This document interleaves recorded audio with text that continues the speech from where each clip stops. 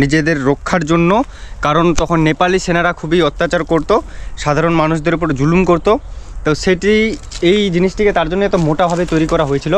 এদিকে আবার ভিতরে তো হ্যালো বন্ধুরা, welcome back to my channel. আর আমি হলাম রানা। তো কেমন আছো তোমরা সবাই? আশা করি তোমরা খুব ভালো আছো। আর হ্যাঁ, আমিও খুব ভালো আছি। তো আমি আসছিলাম পূর্ণিয়া, দেখতে পাচ্ছ আমার সামনে আই লাভ পূর্ণিয়ার বোর্ড।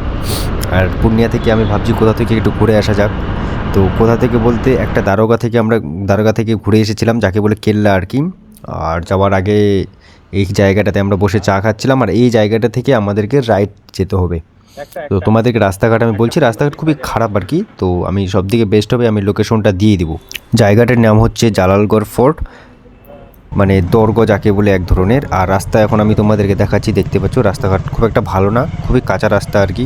তো লোকেশন দিয়ে দিব, লোকেশন দিয়ে দেখে যেও, আর সাবধানে যেও, রাস্তাঘাট খুবই খারাপ আর কি।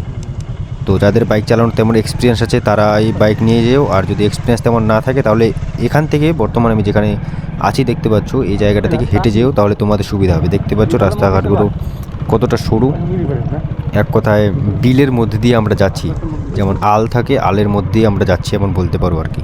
বাকি কথা আমি কাছে গিয়ে বলছি তোমাদেরকে ভালোভাবে বোঝানোর জন্য। বন্ধুরা, আজকে আমি আসছি জালালগড় দর্গতে, মানে যাকে বলে কেলা জালালগড় ফোর্ট। প্রায় 300 বছর পুরনো এটা, আর 20 কিলোমিটার পর্যন্ত বিস্তারিত আছে, এটা দেখতেই পাচ্ছ। তো আমি এখন যাচ্ছি ভিতরে গিয়ে দেখি এই জিনিসটি কেমন। আমি জানি না যে এটিতে প্রবেশ করা নিষেধ আছে নাকি। বাহ, ওরে বাহ বাহ বাহ, আমার কাজ এইসব পুরনো জিনিসগুলো তোমাদেরকে দেখানো। এবার আমি বলে দিচ্ছি এটাকে তৈরি করার কারণটা, ঠিক আছে? বাহ, নেপালি সৈনিকদের হাত থেকে বাঁচার জন্য এই দর্গটি তৈরি করেছিল।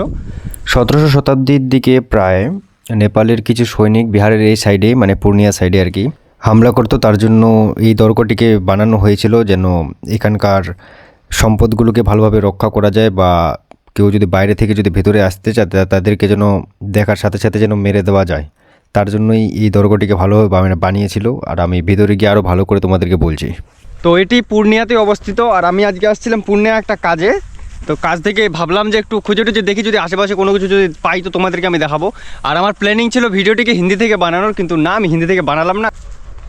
আর এই দুর্গটি দেখতে পাচ্ছ, মানে এটা হচ্ছে একটা কেল্লা, বুঝলেন তো? এবার আমি জিনিসটি তোমাদেরকে একটু ভালো করে ক্লিয়ারিটি হিসেবে বলি।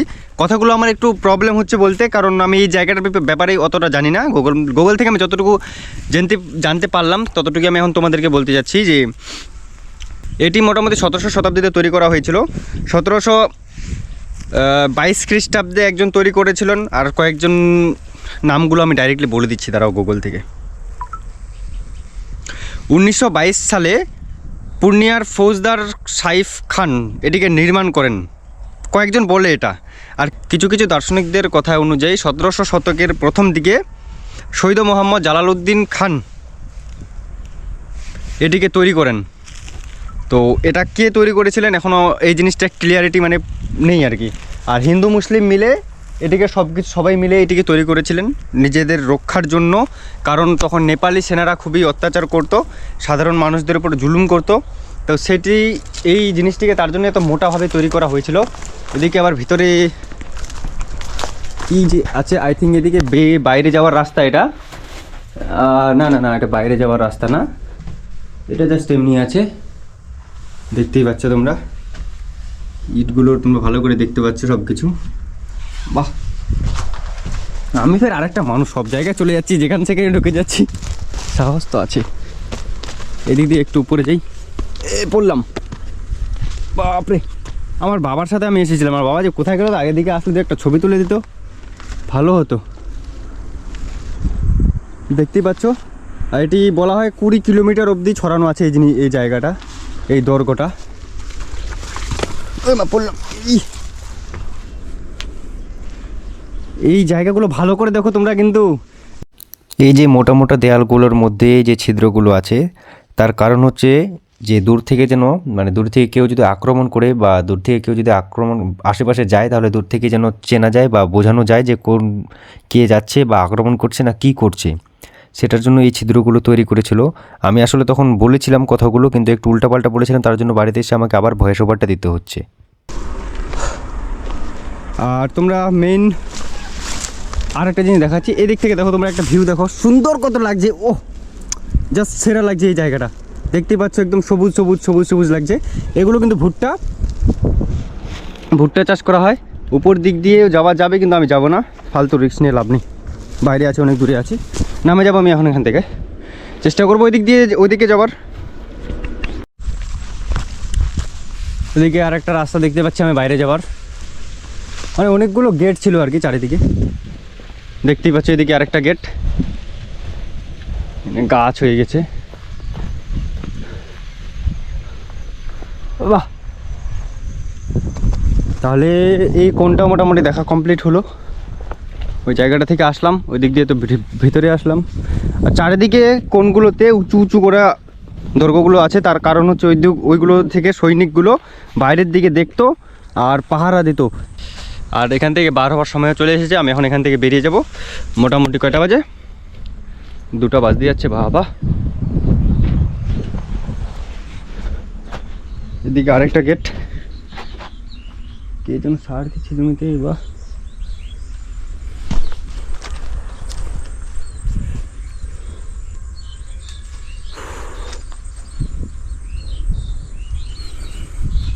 কোনো লোহা টোহার সিস্টেম নেই, শুধু সিমেন্ট বালি দিয়ে সব কিছু আটকে রাখছে।